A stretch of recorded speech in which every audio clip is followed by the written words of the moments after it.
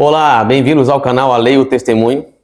Estamos iniciando a série que fala a respeito das naturezas divina e humana de Jesus. Hoje iniciaremos a série com a natureza humana de Cristo. Depois da vinheta.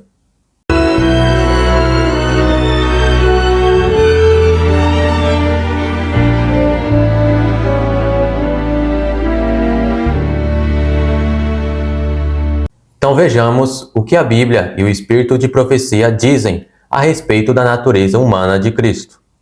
Em João capítulo 1, verso 14. E o Verbo se fez carne e habitou entre nós, e vimos a sua glória como a glória do unigênito do Pai, cheio de graça e de verdade. Então o Verbo se fez carne. Cristo assumiu essa natureza humana. E agora em Hebreus capítulo 2, verso 14. E visto como os filhos participam da carne e do sangue, também ele, que é Jesus, participou das mesmas coisas, para que pela morte aniquilasse o que tinha o império da morte, isto é, o diabo. Então nós vemos que Cristo herda esta mesma natureza que nós possuímos hoje, a humana, e ele teve que passar pela lei da hereditariedade. Temos também Hebreus, o mesmo capítulo 2, o verso 11. Porque assim o que santifica, como os que são santificados, são todos de um, por cuja causa não se envergonha de lhes chamar irmãos. Então Cristo, ele nos chama de irmãos, pois ele tem a mesma natureza humana que nós. Agora Hebreus capítulo 2, verso 16. Porque na verdade ele não tomou os anjos, mas tomou a descendência de Abraão. E também Romanos capítulo 1, verso 3. Acerca de seu filho, que nasceu da descendência de Davi segundo a carne. Então vemos nesses dois textos que Cristo, ele tomou essa natureza humana depois do pecado, já caída. Então, ou seja, se Jesus tivesse assumido a natureza humana de Adão antes da queda, esses textos aqui não poderiam valer. A Bíblia não poderia ter esses dois textos aqui, onde ele tomou a descendência de Abraão, tem nada a ver com Adão, ou seja, Abraão já podemos afirmar que era caído. Sim. Também fala de Davi, descendente de Davi, segundo a carne. Uma natureza caída também de Davi. Davi não passou pelo processo como Adão passou, nem Abraão. Adão teve sua natureza humana perfeita e depois a pecaminosa. Os textos não se referem a Adão. Justamente. Agora no Desejado de Todas as Nações, página 25 e 26. Teria sido uma quase infinita humilhação para o Filho de Deus revestir-se da natureza humana, mesmo quando Adão permanecia em seu estado de inocência no Éden. Mas Jesus aceitou a humanidade quando a raça havia sido enfraquecida por 4.000 anos de pecado. Como qualquer filho de Adão, aceitou os resultados da operação da grande lei da hereditariedade. O que esses resultados foram, manifesta-se na história de seus ancestrais terrestres. Veio com essa hereditariedade para partilhar de nossas dores e tentações e dar-nos o exemplo de uma vida impecável. Então Cristo assumiu justamente essa natureza pecaminosa, essa natureza humana caída. Isso. E agora em Sinais dos Tempos, de 30 de julho de 1902, vestido com as vestes da humanidade, o Filho de Deus desceu ao nível daqueles que ele desejava salvar. Nele não havia dolo ou pecaminosidade. Ele era sempre puro e imaculado. Ainda assim, tomou sobre si nossa natureza pecaminosa. O texto é claro. Vestindo sua divindade com a humanidade, para que pudesse se associar à humanidade caída, ele buscou recuperar para o homem aquilo que pela desobediência Adão havia perdido, para si mesmo e para o mundo. Em seu próprio caráter, Jesus manifestou ao mundo o caráter de Deus. Ele não agradou a si mesmo, mas andou fazendo o bem. Então vemos aqui que assumir a natureza pecaminosa não significa que tenha a pecaminosidade da carne. Por isso que em Romanos capítulo 8, verso 3 nos diz: porquanto o que era impossível à lei, visto como estava enferma pela carne, Deus, enviando seu Filho em semelhança da carne do pecado, pelo pecado, condenou o pecado na carne. Como que Jesus fez isso? Condenou o pecado na carne. Vejamos. E agora em Gálatas, capítulo 4, dos versos 3 ao 5. Assim também nós, quando éramos meninos, estávamos reduzidos à servidão debaixo dos primeiros rudimentos do mundo. Quais? Mas, vindo a plenitude dos tempos, Deus enviou o seu Filho nascido de mulher, nascido sob a lei, para remir os que estavam debaixo da lei, a fim de recebermos a adoção de filhos. Quais eram então os primeiros rudimentos do mundo? É justamente esta lei aqui. Que lei? Da hereditariedade do pecado. Justamente. Então Cristo veio nos resgatar. Então, quando o texto fala que Cristo vem em semelhança da carne do pecado, é justamente que ele assume essa natureza pecaminosa, só que ele também tinha sua natureza divina, que é o seu caráter. E nessa natureza pecaminosa ele condenou o pecado, para remir os que estavam debaixo da lei do pecado. Agora em Romanos 8, o verso 7. Porquanto a inclinação da carne é inimizade contra Deus, pois não é sujeita à lei de Deus, nem em verdade o pode ser. Ou seja, a inclinação da carne vai contra a lei de Deus, pois não é sujeita à lei de Deus. Mas Cristo, ele era sujeito à lei de Deus. Então ele não tinha inclinação da carne. Não. Vejamos. João, capítulo 15, verso 10. Se guardardes os meus mandamentos, permanecereis no meu amor, do mesmo modo que eu tenho guardado os mandamentos de meu Pai, e permaneço no seu amor. Então, em Sinais dos Tempos, 29 de maio de 1901, nos diz: na plenitude dos tempos, ele seria revelado em forma humana. Ele tomaria a sua posição à frente da humanidade, tomando a natureza, mas não a pecaminosidade do homem. No céu foi ouvida a voz: o Redentor virá a Sião, e aos que se converterem da transgressão em Jacó, diz o Senhor. Então nós vemos que Jesus, ele não tomou a pecaminosidade da raça humana, mas ele tomou a natureza pecaminosa do homem. Há uma diferença. Vejamos. Agora em 1 Timóteo, capítulo 3, verso 16. E sem dúvida alguma, grande é o mistério da piedade. Deus se manifestou em carne, foi justificado no Espírito, visto dos anjos, pregado aos gentios, crido no mundo, recebido acima na glória. Agora, por que Cristo foi justificado no Espírito? O que significa isso? 1 Coríntios, capítulo 15, verso 45. Assim está também escrito: o primeiro homem, Adão, foi feito em alma vivente, o último Adão em espírito vivificante. Ou seja, pelo seu caráter, que é o Espírito, Cristo foi justificado. E vivificou a natureza pecaminosa. Então Cristo não participava da pecaminosidade da raça humana porque ele não pecou.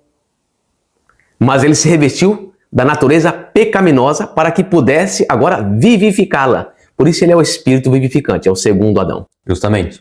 A natureza de Adão antes do pecado não necessitaria de ser vivificada, pois estava perfeita. E agora em Hebreus capítulo 2, verso 10. Vejamos. Porque convinha que aquele por cuja causa e por quem todas as coisas existem, conduzindo muitos filhos à glória, aperfeiçoasse por meio de sofrimentos o autor da salvação deles. Quem é o autor da nossa salvação que precisava ser aperfeiçoado aqui? Jesus, que disse que ele foi aperfeiçoado. Se Jesus tivesse a natureza humana perfeita, que necessidade haveria esse texto aqui de dizer que ele foi aperfeiçoado por meio de sofrimentos? Justamente.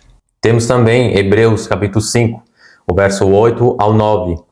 Embora, sendo filho, aprendeu a obediência pelas coisas que sofreu, e tendo sido aperfeiçoado, tornou-se o autor da salvação eterna para todos os que lhe obedecem. Interessante que a natureza divina de Cristo não necessita de aperfeiçoamento, mas a natureza humana pecaminosa que Cristo tomou sobre si, esta sim necessitava de aperfeiçoamento. E agora, Review in Herald, 28 de fevereiro de 1882. Aqui diz: Cristo não somente morreu como nosso sacrifício, mas viveu como nosso exemplo. Em sua natureza humana, Ele está completo, perfeito e imaculado. Ser cristão é ser semelhante a Cristo. Todo o nosso ser, alma, corpo e espírito deve ser purificado, enobrecido, santificado, até que reflitamos sua imagem e imitemos seu exemplo. Então vemos que a natureza humana de Cristo foi sim aperfeiçoada. Por isso também no Instrutor da Juventude, dia 9 de setembro de 1897, nos diz: Cristo veio ao nosso mundo porque viu que os homens haviam perdido a imagem e a natureza de Deus. Ele viu que eles tinham vagueado longe do caminho da paz e pureza, e que, se ficassem entregues a si mesmos, jamais encontrariam o caminho de volta. Ele veio com uma salvação plena e completa, para transformar nosso coração de pedra em coração de carne, para transformar nossa natureza pecaminosa na sua semelhança, de modo que, sendo participantes da natureza divina, sejamos habilitados para as cortes celestiais. Então o Espírito vivificante, ele veio fazer o quê? Transformar nossa natureza pecaminosa na sua semelhança. Ele veio vivificar essa natureza pecaminosa. E agora, Sinais dos Tempos, de 4 de agosto de 1887. O homem nunca pode conhecer a força das tentações às quais o Filho de Deus foi submetido.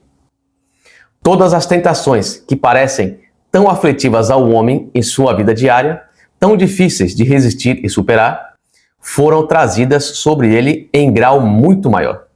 Quanto ele é superior em sua excelência de caráter ao homem caído. Espera aí. Cristo tinha a natureza pecaminosa. Como é que ele poderia ser superior ao homem caído? No caráter. Por isso que diz lá que ele aperfeiçoa nossa humanidade. Por isso que diz lá que ele é o Espírito vivificante, porque através do Espírito, ou seja, sua mente, seu caráter, ele vivifica a nossa natureza pecaminosa. Por isso que diz aqui que ele é superior em excelência de caráter ao homem caído. Agora no Review and Herald, dia 17 de dezembro de 1872, nos diz: o Filho de Deus estava na forma de Deus, e ele não pensou que fosse roubo ser igual a Deus. Ele era o único que, como homem, andou na terra, que podia dizer a todos os homens: quem de vocês me convence de pecado? Ele havia se unido ao Pai na criação do homem, e ele tinha poder através de sua própria perfeição divina de caráter para expiar o pecado do homem, e elevá-lo e trazê-lo de volta ao seu primeiro estado. E agora, Gálatas capítulo 4, o verso 4, que diz: mas vindo a plenitude dos tempos, que seria? No Desejado de Todas as Nações, página 20. Chegar à plenitude dos tempos, a humanidade tornando-se mais degradada através dos séculos de transgressão, pedia a vinda do Redentor. Então a plenitude dos tempos é a chegada da humanidade no fundo do poço. De forma moral, né? Caráter, enfim. Física, intelectual, tudo. E agora, Mensagens Escolhidas, volume 1, página 267. Cristo, no ermo deserto, não se achava em posição tão favorável para resistir às tentações de Satanás como Adão quando foi tentado no Éden. O Filho de Deus humilhou-se e tomou a natureza humana, depois de haver a raça vagueado 4.000 anos fora do Éden e do seu estado original de pureza e retidão. O pecado tinha imposto seus terríveis estigmas ao gênero humano por séculos, e a degeneração física, mental e moral prevalecia por toda a família humana. Isso é claro. E na página seguinte, página 268, nos diz: em que contraste se acha o segundo Adão ao adentrar o sombrio deserto para sozinho lutar com Satanás. Desde a queda, o gênero humano estivera a decrescer em tamanho e força física, baixando mais e mais na escala do valor moral até ao período do advento de Cristo à Terra. E para elevar o homem caído, precisava Cristo alcançá-lo onde se achava. Assumiu natureza humana e arcou com as fraquezas e degeneração da raça. Ele, que não conhecia pecado, tornou-se pecado por nós. Humilhou-se até as mais baixas profundezas da miséria humana, a fim de que pudesse estar habilitado a alcançar o homem e tirá-lo da degradação na qual o pecado o lançara. Então Cristo assumiu nossa natureza pecaminosa. Então vemos que a plenitude dos tempos é justamente o ápice da degradação humana. Então o homem alcançou uma degradação moral, intelectual, física, do qual chegou no fundo do poço e dali não passava. Aí nesse exato momento é onde Cristo tem que vir. Para o quê? Para resgatar a humanidade justamente desse estágio final. Ora, se Jesus fosse vir com a natureza humana semelhante à de Adão antes do pecado, para que esperar isto? Qual o sentido? Não havia sentido nisto. Por que ele teve que aguardar chegar nessa posição?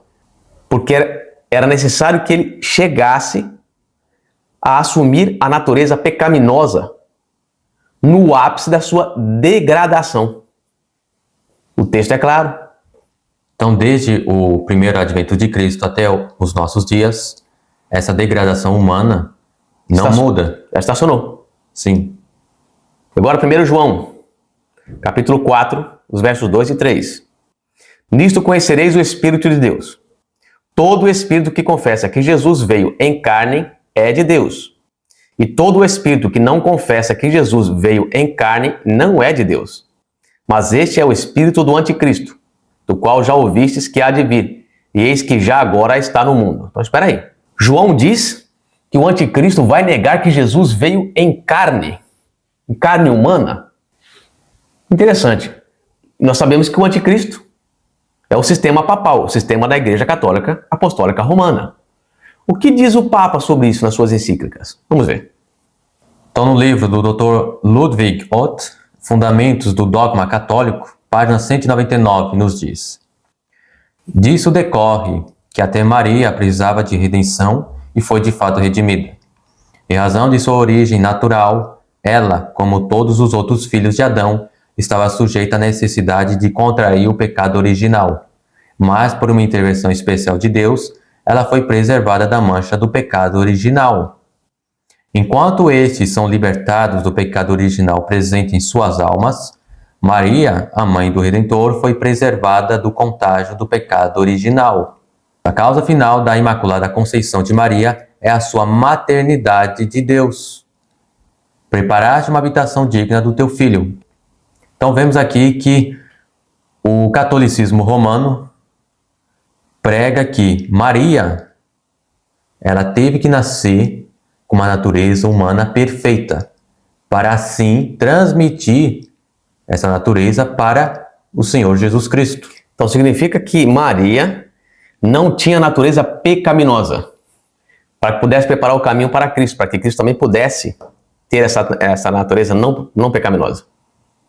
Mas espera aí, isto é negar. A Bíblia diz que isso aqui é o espírito do anticristo. Isso nega que Cristo veio em carne, e carne de pecado. Carne, a semelhança de carne pecaminosa. Cristo veio com a natureza humana pecaminosa, mas aqui o catolicismo nega isto. E qualquer igreja protestante, ou mesmo a nossa, que negar que Cristo veio em carne pecaminosa, está seguindo o que diz o espírito do anticristo. Está seguindo o que o catolicismo prega. Então o que inventaram? Para não dizer que Jesus assumiu essa natureza não pecaminosa de Maria, eles falam que assumiu de Adão antes da queda. Que estranho, hein? Porque Adão só podia passar aquilo que ele tinha. Adão já não tinha mais perfeição moral, de caráter. E uma coisa também que esse ensino prega é que Cristo tinha a natureza humana pecaminosa física, tinha a natureza moral de Adão perfeito e a natureza divina de Cristo. Onde está no meio disso? 3 naturezas? Ou não existe a natureza divina, de acordo com o que eles pregam. Porque se Jesus tinha a natureza física pecaminosa, depois de Adão pecar, e tinha a natureza moral não pecaminosa antes de Adão pecar, onde é que fica a natureza divina? Ou ela não existe, ou a natureza divina é uma terceira natureza. Coisa que a Bíblia não diz. É um ensino totalmente diabólico. Então, aqui nós vemos que isso não existe. Então, qual que é a natureza humana de Cristo? Cristo herdou a nossa natureza humana, com defeitos. Nossa natureza pecaminosa. Depois do pecado. Isso é o que a Bíblia e o Espírito de Profecia nos ensinam. Então, que Deus nos abençoe, possamos aceitar as verdades divinas e não perca o próximo estudo, onde nós vamos continuar abordando este tema. Só que agora falamos sobre a natureza divina de Cristo. Que o Senhor nos abençoe e até lá, em nome de Jesus. Amém. Amém.